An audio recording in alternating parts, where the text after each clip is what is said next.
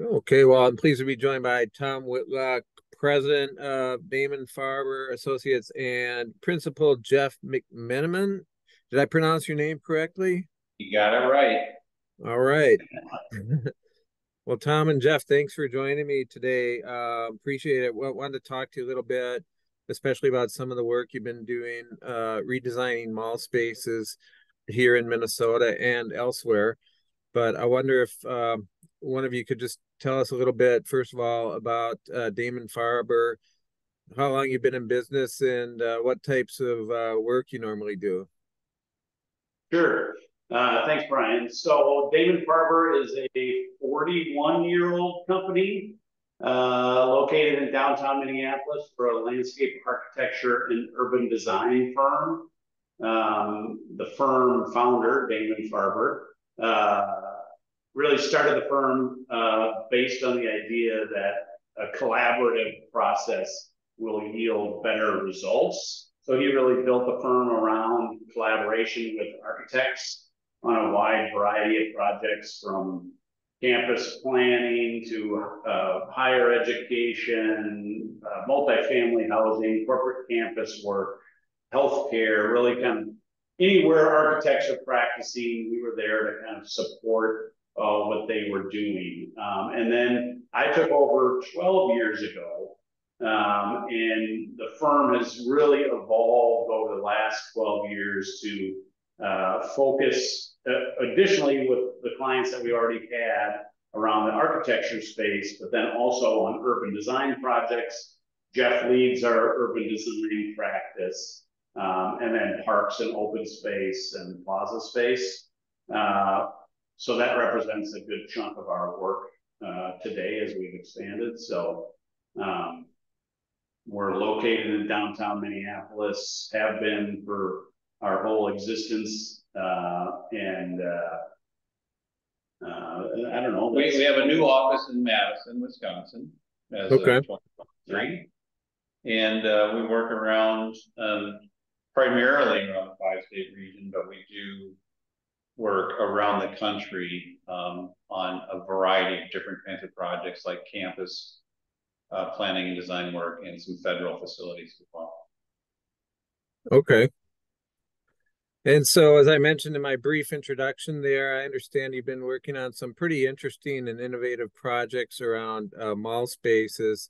What can you tell me about that, just kind of in general terms, and what's driving and informing those designs? Sure. So we've primarily worked on the city side of the equation. So we've been working, these are really important assets for the communities that they're in. And, certainly retail has always been changing and evolving since its first existence. And that's no different now, but there are significant pressures, obviously, on retail from online retailers, discount retailers.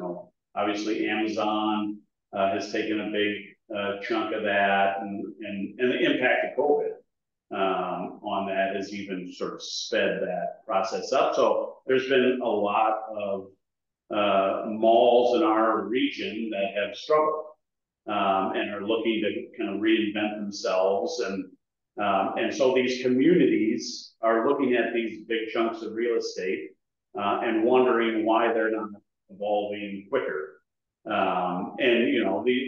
They used to be owned by local people, and obviously retail is a national level thing. So there's a lot of anchors that own 400 stores around the country, and so trying to get their attention on a mall in suburban Minneapolis can be challenging. So I think communities, these used to be islands, so people only approach these developments by vehicle. And now there's a lot of the communities that have grown up around these assets, and they're trying to connect to them, and they're not built for, straight pedestrian traffic or bicycles, for the communities to easily access these sites. So there's a lot of different kind of things going on, pressures around malls. And I think cities are trying to figure out a way to help nudge mall owners to really fulfill the original vision that Victor Gruen had of Southdale. That his original vision was that it would be a mixed use center, and it evolved to a 100% retail environment. But the real vision was to create a mixed use destination that had housing and civic uses and retail and office space all clustered around a significant asset. So and you see that in our market, in some of the what I would call kind of first tier malls. If you look at Southdale, there's been a lot of nibbling on the edges of that property with new housing and pop-up retail and then also and re-tenant. A lot of these mall owners, the first instinct is just to re-tenant. But that doesn't really transform how those facilities meet the needs of the community. And so, like Eden Prairie Center, you see they got a new Shields, or Ridgedale has a new Dick's. So there's a little bit of re-tenanting going on to change the mix of uses, more food and beverage, more entertainment than what originally existed. Even going back to when Southdale started to create, the movie theater and, that sort of bank of restaurants. And so I think communities are beginning to see that. And we were approached by originally Minnetonka around Ridgedale. Mm-hmm.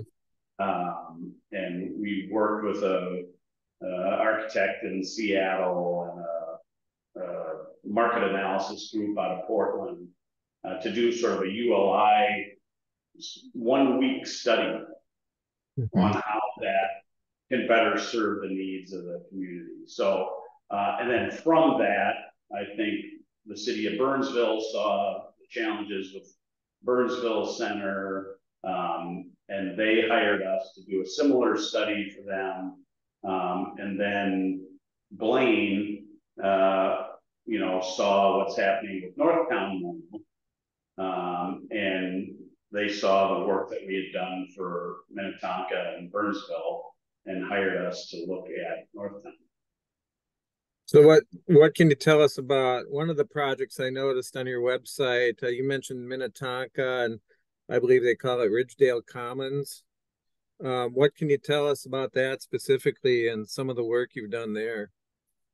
Sure. So Ridgedale Commons, when we first got involved with Ridgedale, it was probably it's probably going on 10 years ago. So it's a long process, but so they had first worked with MnDOT to create new access off of 394 to the Loop Road, and then we worked with them to reimagine the Loop Road around the southern side of Ridgedale Mall, integrating trails and public access as well as stormwater management, and really create a more positive first impression to the mall district. And then as a part of that, J.C. Penney had, as a part of the master plan, there was envisioned a public park on the mall property. And J.C. Penney had 5 acres of parking lot that they no longer needed. So they sold 5 acres off to Trammell Crow to develop a senior housing project. And then Trammell Crow gave the city of Minnetonka 3 acres back. I think sold it to them for $1. And the city of Minnetonka wanted to develop they don't have a downtown, there isn't a downtown Minnetonka, and Ridgedale really is their most significant kind of retail destination within the city. And so they wanted to develop a 4-season kind of park as kind of the center of the community. and that's what Ridgedale Commons is. And so we did a lot of public outreach as a part of that effort. We did a rock concert on the JCPenney parking lot to gain public input and kind of engage the community on what they wanted to see as a part of that park. So that just opened up this spring. And so the city is actively programming that. And I think the city hopes that it will spur further housing development and mixed-use development on the mall property. It sounds like a fun project. Jeff, did you want to chime in on any of that, or? Well, I wasn't involved with the Ridgedale work, but I've been working on retail projects for 30 years, and in America, and these are patterns that are happening across the country. We've been over retailed for decades, and these kinds of trends have been happening for quite a while now, where shopping centers that are not performing well are reinventing themselves into either mixed-use town centers, or you're seeing a lot of retail areas transitioning to residential areas, multifamily residential kinds of uses popping up along them. In some cases, it's infill. I think Rosedale Mall here in the Twin Cities has got a plan for infilling some of the surface parking lots into more structured parking and more multifamily residential, even some open space kinds of uses. In other cases, like I know in the Denver area, in Lakewood, there was an old mall almost around the same era as Southdale Center here called Villa d'Italia. And they were getting competition from a brand new mall that had gone up in the 90s called Flatirons Crossings. And Villa d'Italia was just sort of dying on the vine. So the city of Lakewood and landowners were able to get together, and that was a full scrape, and refilled the 200 acres back in with the street grid from the neighborhood, and created a whole mixed-use town center there, giving Lakewood, Colorado their own downtown where they never really had one. And this was a first-tier suburb of Denver. And so today that is a case where it's fully built out, and it's a successful mixed-use environment that has got a number of different kinds of uses in it, including multifamily. It includes retail today still, but the beauty of it is it creates a greater source of revenue for the community with a diverse set of uses. It puts potential customers in close proximity to shops and services. And it's really capitalizing on what are desirable locations, and in most cases along busy transportation corridors. So it's really a win-win for the community. And from a sustainability perspective, it's got a lot of benefits to it, because you're reusing a grayfield site instead of building something new on a greenfield site, which is always more sustainable, helps lower our carbon input on the environment. But there are some challenges with it. We're seeing it in the Northtown Mall project that we recently worked on, for instance. You've got multiple landowners, you've got complicated leasing agreements, and these are big challenges. You've got infrastructure that's a challenge. This is like a 200-acre island surrounded by highways, and really they're auto-centric, right? So pedestrians have a tough time moving through these spaces. Bikes have a tough time moving through these spaces. They're fields of surface parking lots. So, it doesn't work well from a stormwater perspective. But by, thinking about, repurposing these into mixed use centers, you have the opportunity to better manage stormwater, enhance the pedestrian environment, enhance the bike environment, connect it better to the surrounding community, and in a lot of cases, really start to alleviate housing shortages in some of these communities. And the world is changing. It's not just retail. There are other forces. There are demographic shifts in our communities. And so where, for instance, in Blaine, I know where it was predominantly, white, Caucasian population, it's becoming much more diverse. And you have younger people, millennials and Gen Zers, who are preferring more walkable environments and different kind of living situations as well, smaller households. So multifamily housing seems to be a good answer for some of the shifts in our communities today.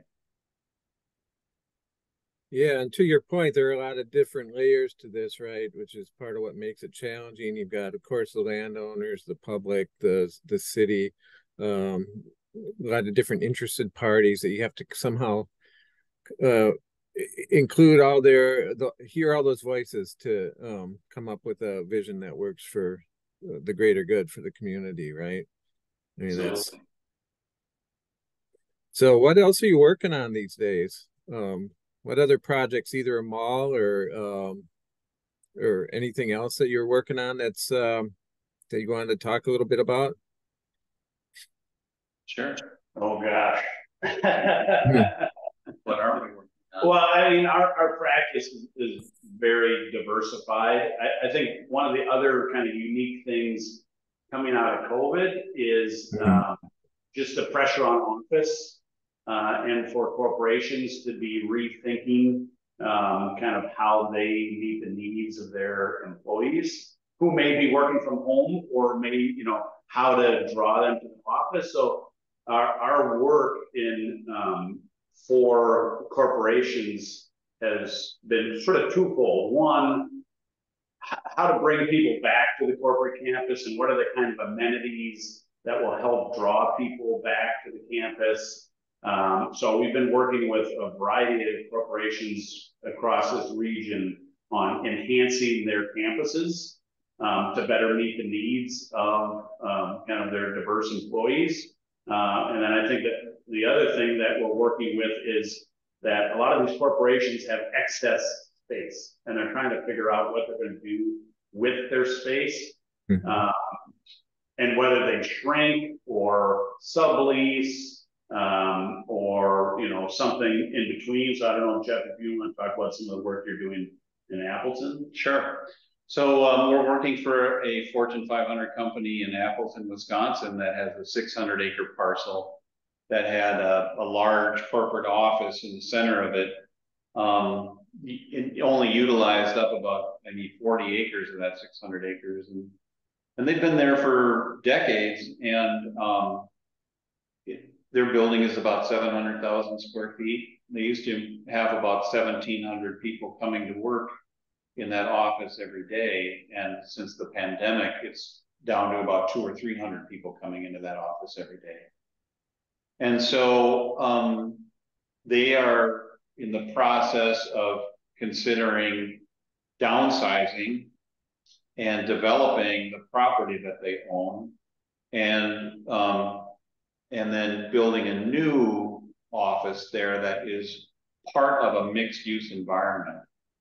And that's amenity rich, and it's offering the kinds of things Tom was just talking about, where employees at that office can walk to a restaurant to get lunch, where they can go for a walk in a beautiful public realm, that there's, transportation options for them to get to and from work, that they could even live on that property nearby. So that project is looking at, a mixed use sort of environment, primarily residential, but some office, some, service, retail, shops, restaurants, those kinds of things that are built around a rich public realm, an amenity-based sort of public realm. So that's one of them that we're working on. One of the other things I would say that's come out of the pandemic is that during the pandemic, we started seeing a lot more interest in parks and open spaces, trails.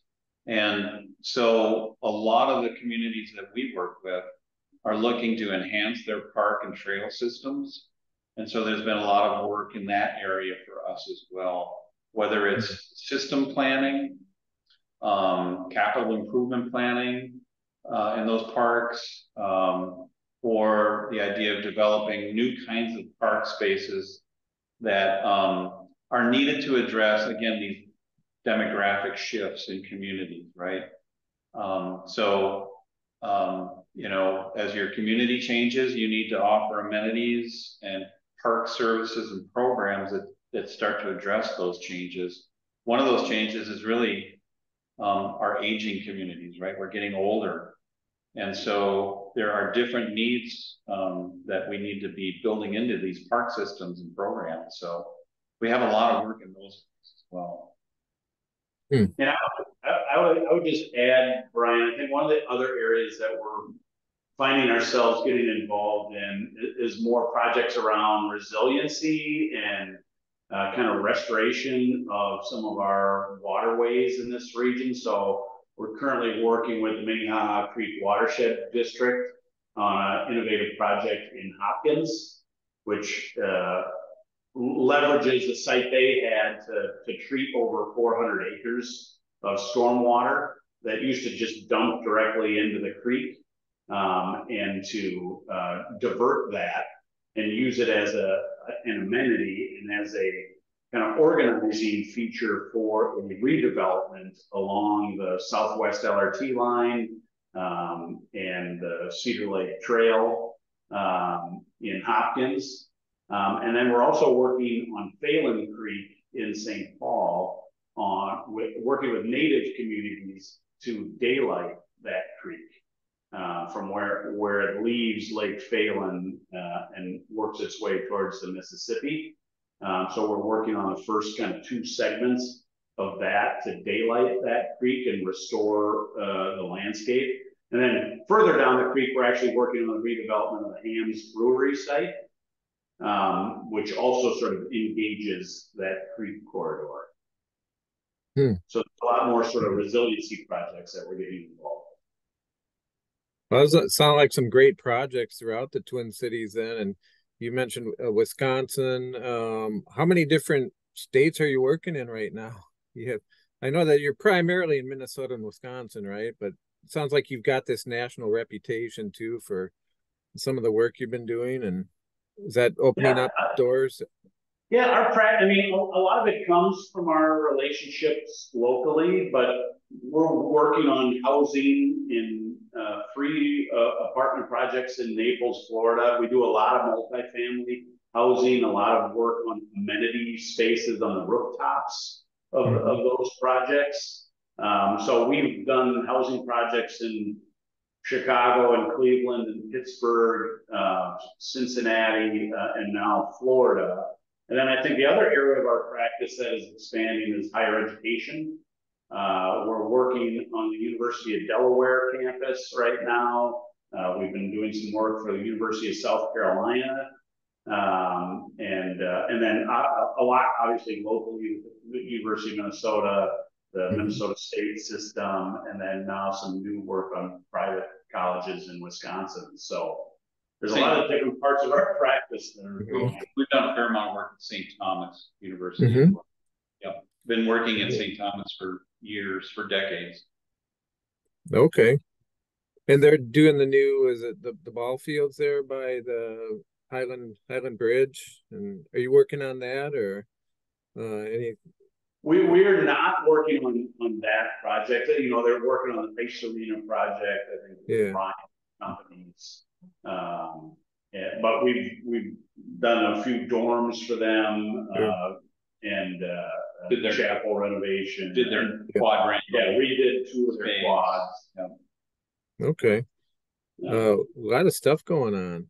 The one that Tom mentioned in Hopkins is really super exciting for us because it's a sort of a public-private partnership, which I think is almost necessary for success on a lot of these complicated, expensive projects like that. So the watershed district, the Minnetonka Creek Watershed District, is partnered with Lattice Corporation to develop not only a greenway along Minnetonka Creek, but to develop a mixed-use community on that 17-acre site that incorporates all of these stormwater best management practices into the development. and really creating amenities out of those stormwater features. So that project is under construction now. And when the Southwest LRT line is built out and running, there's a new LRT stop that's kitty corner across the street that's going to provide